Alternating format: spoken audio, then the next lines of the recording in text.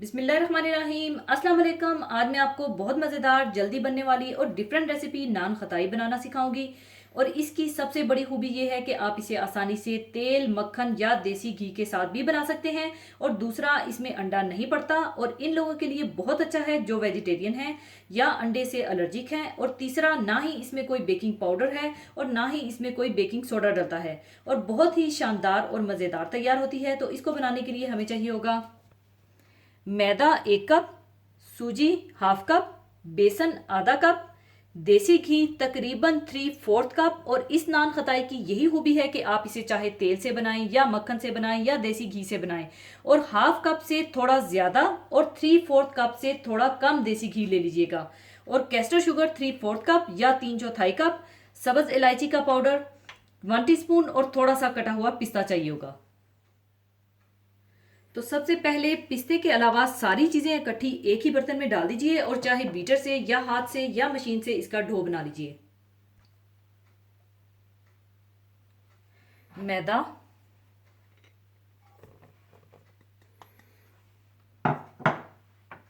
सूजी,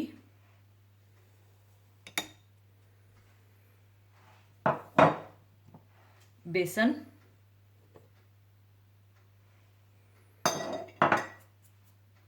देसी घी, castor sugar और सब्ज़ इलायची का पाउडर डालकर इसका अच्छा सा डो बना लें।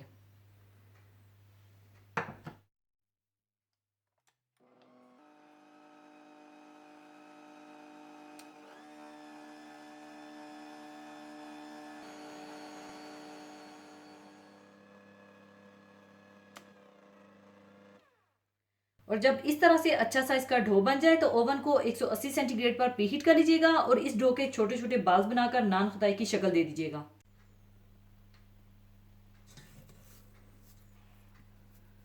इस तरह से बाल बनाकर इसे सेंटर से प्रेस कर दीजिएगा।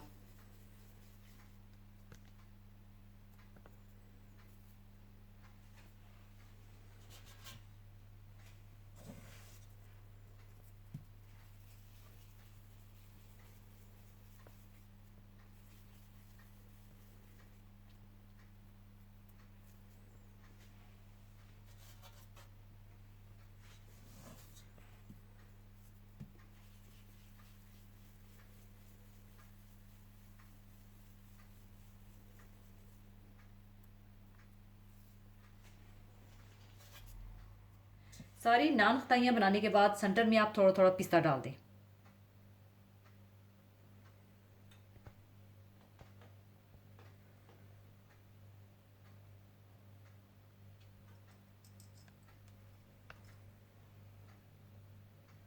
और इस तरह से ऊपर डालकर आप हल्का सा प्रेस कर दें।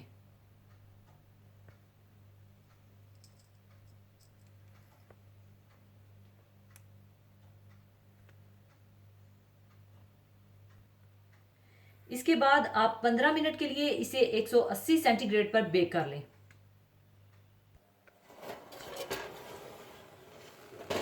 पूरे 15 मिनट के बाद नान खताई तैयार है। अब इसे मैं निकाल कर सर्विंग प्लेट में डाल लूंगी।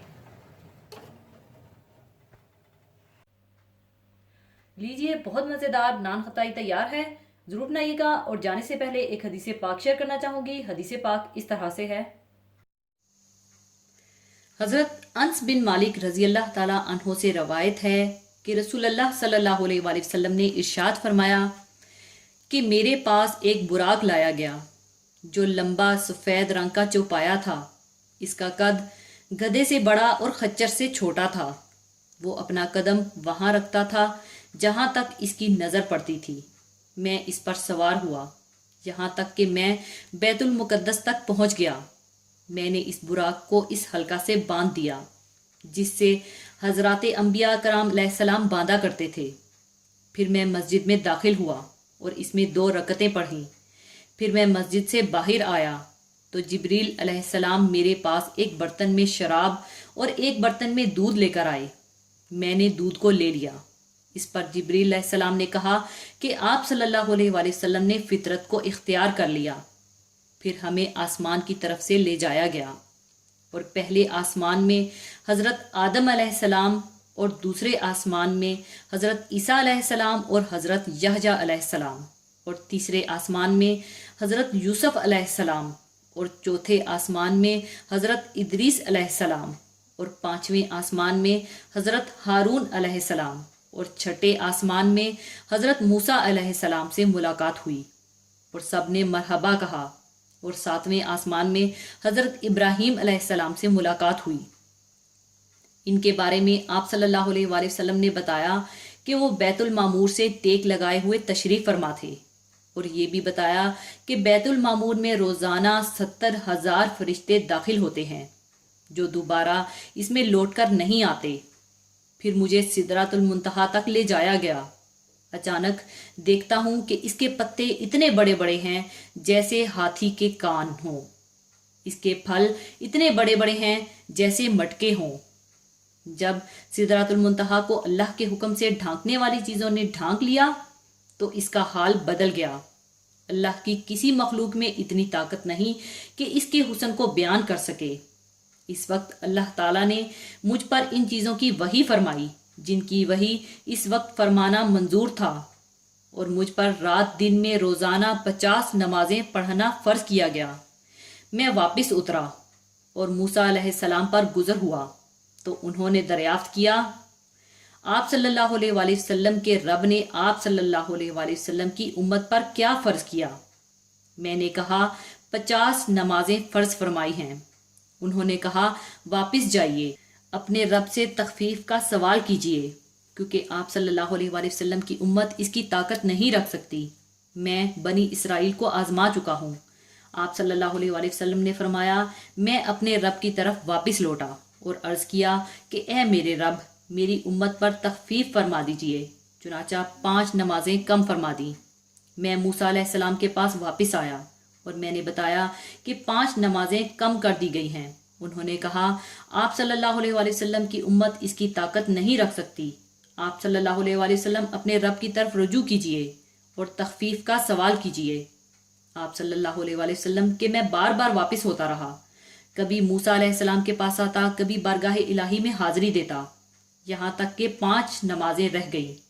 अल्लाह ताला ने फरमाया कि ए मोहम्मद सल्लल्लाहु अलैहि वसल्लम, ये रोज़ाना दिन रात में 5 नमाजें फ़र्ज हैं। हर नमाज के बदले में 10 नमाजों का सवाब मिलेगा, लिहाजा ये सवाब में 50 ही हैं।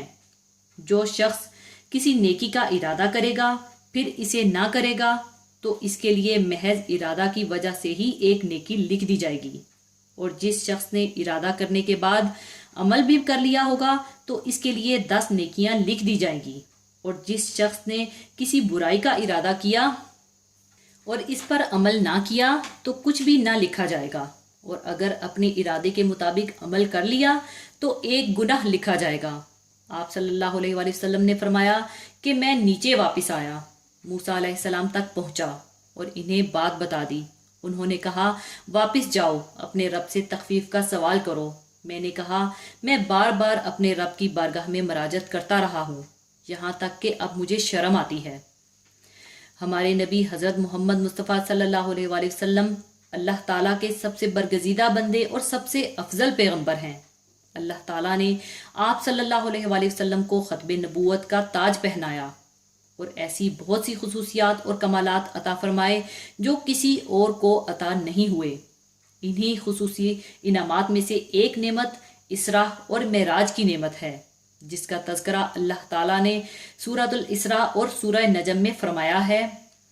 अल्लाह ताला का इरशाद है, पाक है वो ज़ात जिसने अपने बंदे को एक रात मस्जिद हराम से मस्जिदुल अक्सा तक सफ़र कराया, जिसके इर्द गिर्द हमने बरकतें रखी हैं ताकि हम इसको अपनी कुदरत के बाद नमूने दिखाएं। बेशक अल्लाह ताला ही खूब सुनने और देखने वाला है। ये तो इसराह का जिक्र है। वाज़िया रहे कि मक्का से मस्जिद अक्सा तक का जो सफ़र है इसको अल इसराह कहा गया है, और इसके बाद हज़रत मोहम्मद मुस्तफ़ा सल्लल्लाहु अलैहि वसल्लम ने जो आलम बाला का सफ़र फरमाया इसको मेराज कहते हैं। इस सफ़र में जिब्रील अलैहिस्सलाम आप सल्लल्लाहु अलैहि वसल्लम के रफ़ीक़े सफ़र रहे, लेकिन एक मकाम वो भी आया जब जिब्रील अलैहिस्सलाम ने भी माजरत कर ली کہ حضور صلی اللہ علیہ وآلہ وسلم کی ذات کے علاوہ کسی بھی مخلوق کے لیے اب اور آگے قدم بڑھانے کی اجازت نہیں ہے۔